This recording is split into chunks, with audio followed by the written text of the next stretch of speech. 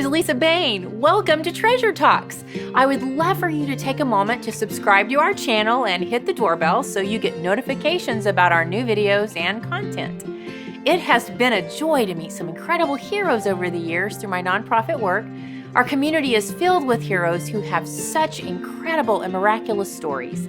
These stories need to be heard. These heroes have found treasure in the darkest days of their lives, and they are using it to help others and bring hope to those in our community. Every month, we will spotlight a new story as you meet these community heroes and we chat one-on-one. So stay tuned and be ready to be encouraged and inspired by these community treasures. It's time for Treasure Talks.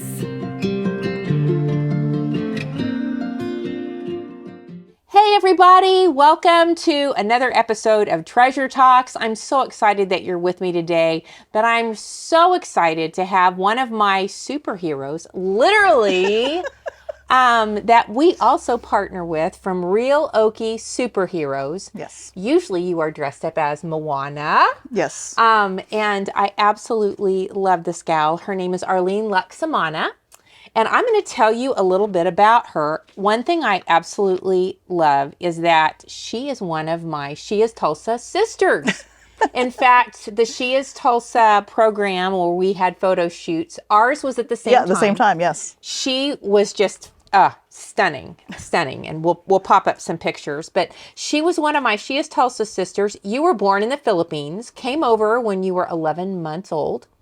Raised in Glenpool, Oklahoma, graduated from Glenpool High School. You graduated from the same university I did, Oral Roberts University, and my dad knew your mom. Yes, they worked together. Yeah, they worked together. Mm-hmm. And currently you work at Community Care. You've been there almost 19 years helping people find mental health services. You're also part of the sandwich generation, which we'll talk about, where you're raising your son and you're also a caregiver for your 88-year-old dad. Yes, and my mom before she passed away. Yes. Oh, I loved your mom. And one of the founders of and leader of the Real Okie Superheroes, which we'll talk about.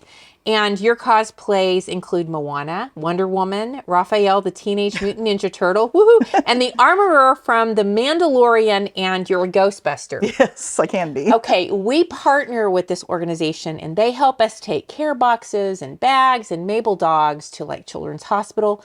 What they do is so huge, but I want you to hear her story because what led up to this point is just so phenomenal. And you have a story, a powerful story. And can I just say, we laughed before we started this because we are both really big introverts. We are introverts. Nobody can believe that we're introverts.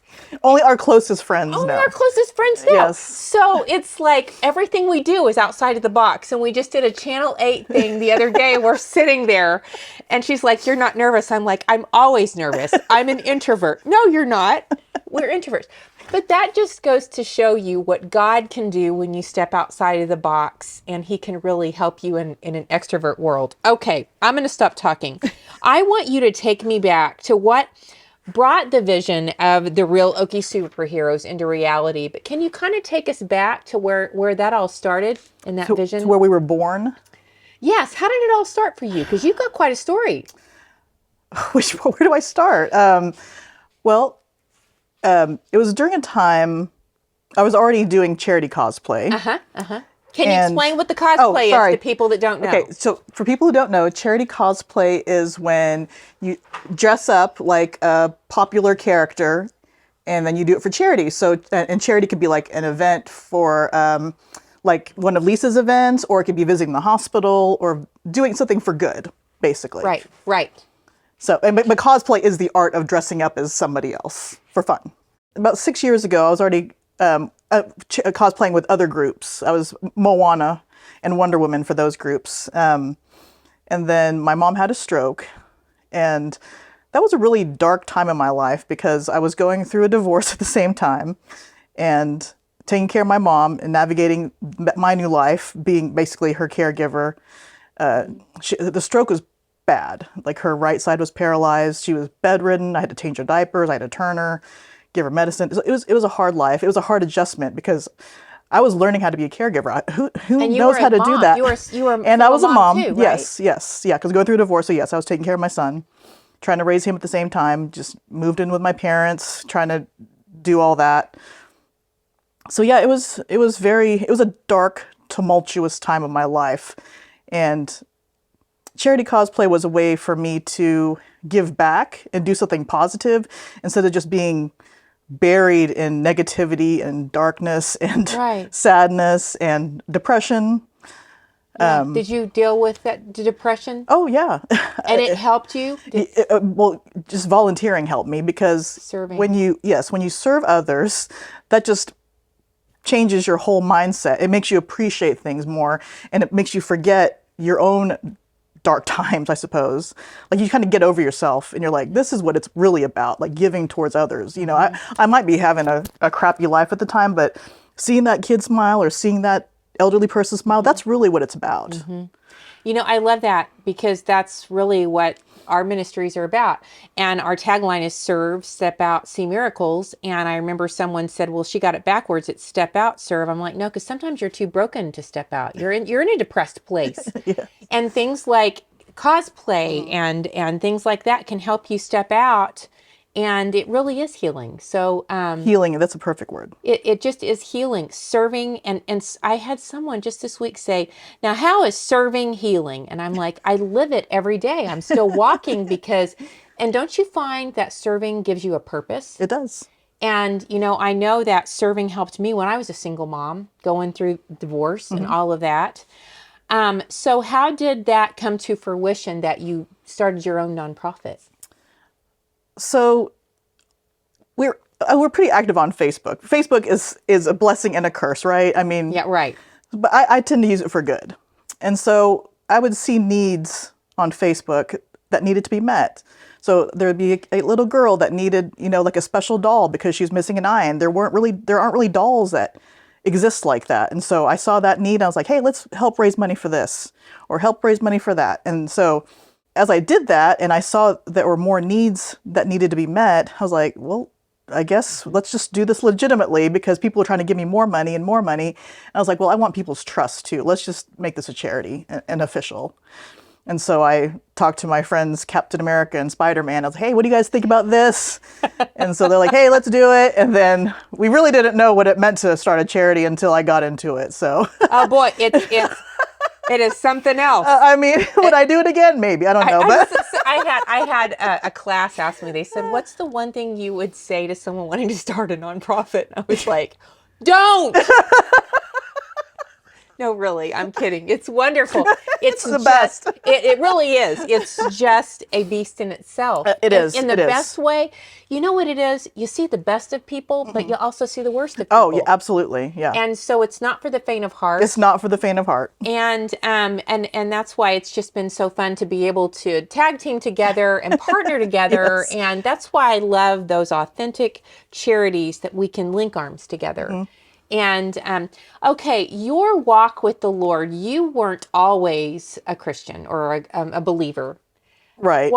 How did you come to know the Lord? Because I know you had a whole different upbringing. How did that all come to fruition? Yeah. So I was raised in a religious sect. I mean, some people might call it a cult, but some people just might say it's a different type of religion. But growing up in it, I didn't feel right in it. It just felt weird because I felt like they prayed more to the guy that created it than the actual Lord. Right. But yeah, so even as a kid, 6 years old, 5 years old, sitting in those worship services, it felt wrong. But I also felt the Lord actually calling me, saying, I am here. I do exist. I am here, just not in this seat, in this whatever setting, but I do exist. And so even as I grew up, I ended up at ORU, so that was a whole other culture shock as far as religion is concerned. But no, I've always felt the Lord was with me the whole time. He was always calling you, and you just really knew your purpose. I mean, you guys are the real deal. It's not like Halloween plastic masks. Oh, we don't allow that. it's the real Well, stuff. you have to be real to these children because sometimes this is the only time we'll be able to connect with a child. We want that one time to make an impact. Right. We want that one time to be like, I saw Moana, I saw Princess Elsa or Queen Elsa, and they were real. That's Yeah. what we want, Oh. and it happens a lot. Oh, it does. Okay, can you think of a couple stories? Because I really want them to hear of what you do. You have dealt with children with so many illnesses, and you have really been a game changer for these families. Can you think of one that stands out in your mind? A couple, maybe? Oh, there's a couple. It's not not necessarily a happy one, but Addie, she passed away from cancer, DIPG, which is a pretty terrible cancer. I don't know if you're familiar with it, but those letters when I hear them, I'm like, You oh my just gosh. cringe. Uh-huh. Yes. Yep. And so anyway, it was actually about 2 weeks before she died. And so we went to visit her, kind of like a morale boost for her and her family. And one of our volunteers, Elsa, her name is Rachel, but Elsa, she was dressed as Elsa, and she sang to her. Oh. And she sang Let It Go, I think, what it was. But yeah, it was just absolutely, she has a beautiful singing voice. Oh. And you could tell that Addie was responding to it. Even though she was in this horrible state, she was responding to it. Like she was like, kind of, her eyes are moving and everything like that. And so, so I could tell she loved that because she could try to sing along in her own way. And at the end, when it was time to say goodbye, it's like I didn't want to leave, and I could tell none of our volunteers wanted to leave. But we don't stay too long. It changes, doesn't it? Yes. Change who you are. Yes. It changes your perspective. Yes. I mean, you leave there differently. In fact, we have had students that go in and they fundraise and get a care box, and they have delivered them. And we had one girl that was actually the day I came and spoke had planned her suicide, but as a dare, she did this whole thing. And she brought the care box to the little boy, and the little boy was really sick from chemo. And he just reached his arms out, and she said, I went over there and I put that box in his arms, and she said, something in me changed because I changed that whole feeling. Yes. Just the love. Yeah. And she's a student in medical school now. Oh, awesome. Wants to help pediatric oncology. That's amazing. It just changes who you are. Yeah. And someone said to me the other day, how are you able to do what you do? And I'm like, how am I not able to? It's what keeps me going. Yes. And then don't you find that you just establish these people become your family? They are. I mean, at the end of that visit, we were saying goodbye, and I said, we love you, Addie. And she put her little hand up and signed right back. She couldn't say it, but she signed it. I left that visit bawling. I had to leave. I had to leave because, These families, I don't think people can really grasp what, oh man, see, I was going to make it okay. I don't think people can grasp what these families go through that live at these hospitals and how 5 minutes of normal with superheroes. Yes, yeah. And we're told that a lot. Yes, can change Yes. the whole thing.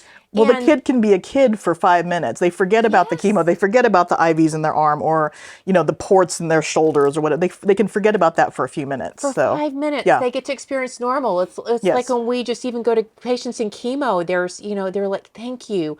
And I remember when we were going with Mom, and she'd be like, those moments of normal just make you get through it. Yeah, they do. And those children. And okay, you also do nursing homes. Yes.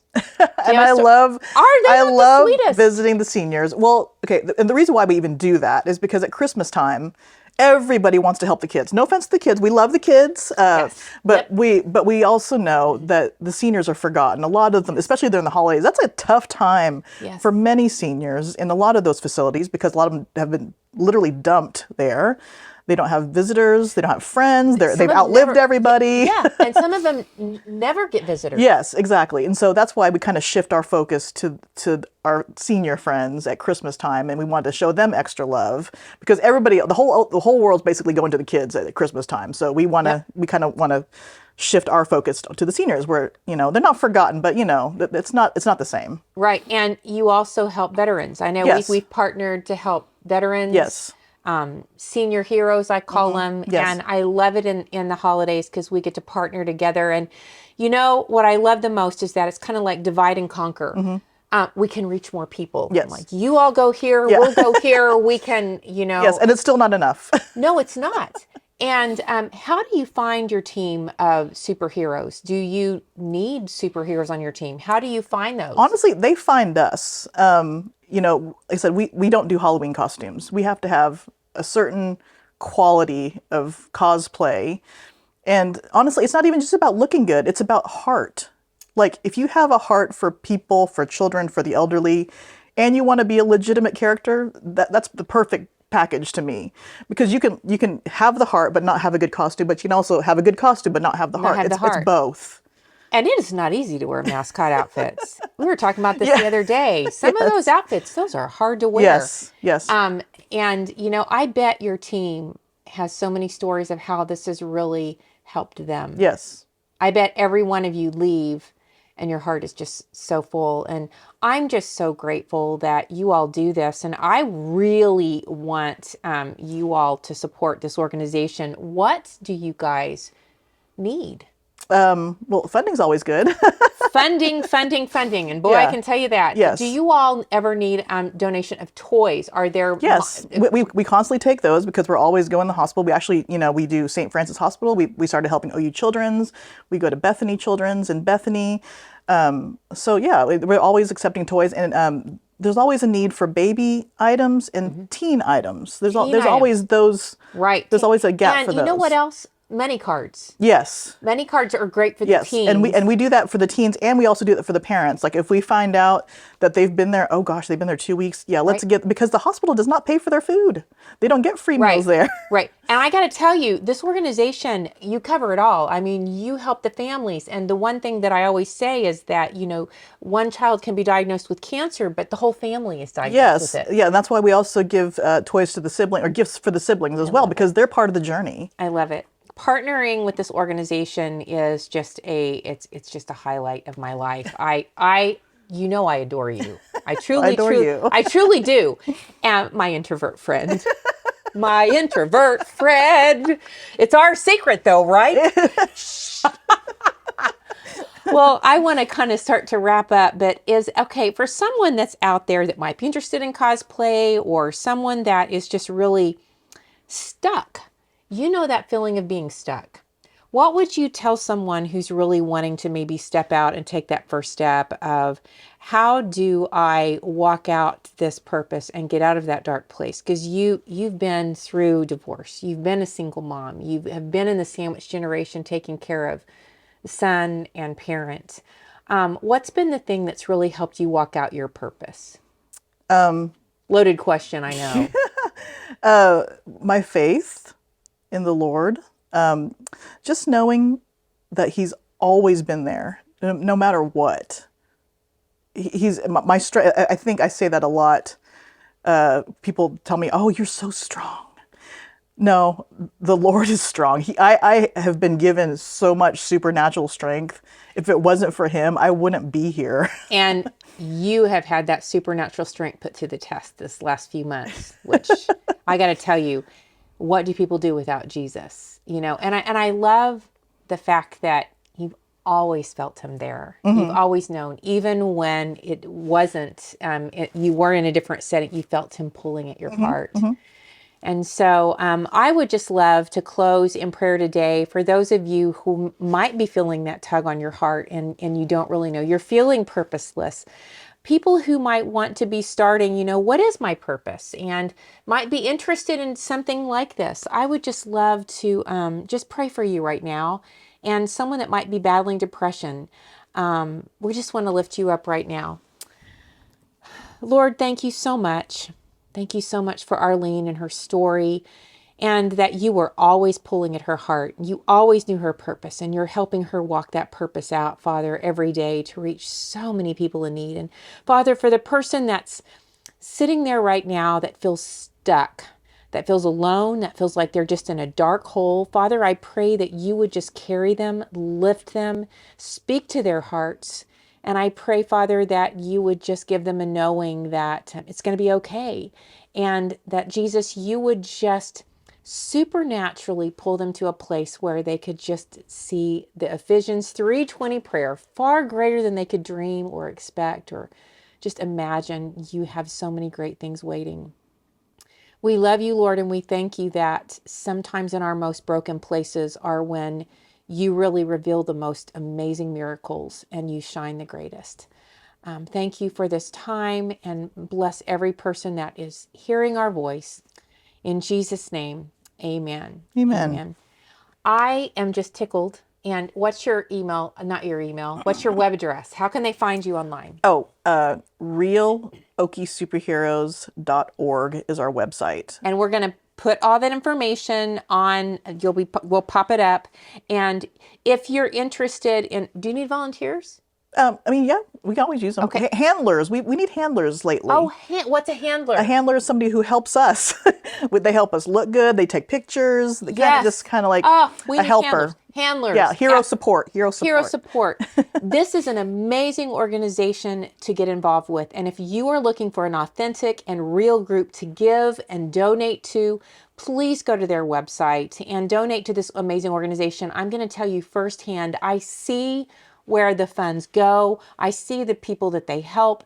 It is life-changing, and to partner with them is a complete honor and a joy. So thank you for what you do. Thank you. I love you to the moon. I love you too. To the moon and back. So you guys, make sure you ding the little bell, like us, subscribe to us. We are so excited to come to you every month. And if you have not seen our past videos, you can go to lisabain.com, check them out on the Treasure Talks link, and we will see you next time.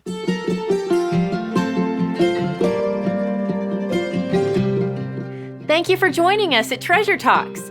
And don't forget to subscribe to our YouTube channel so you can stay up to date with the latest videos. You will not want to miss out. If you'd like more information on the growing projects of Lisa Bain Ministries and how we're helping the community, please visit us at lisabain.com.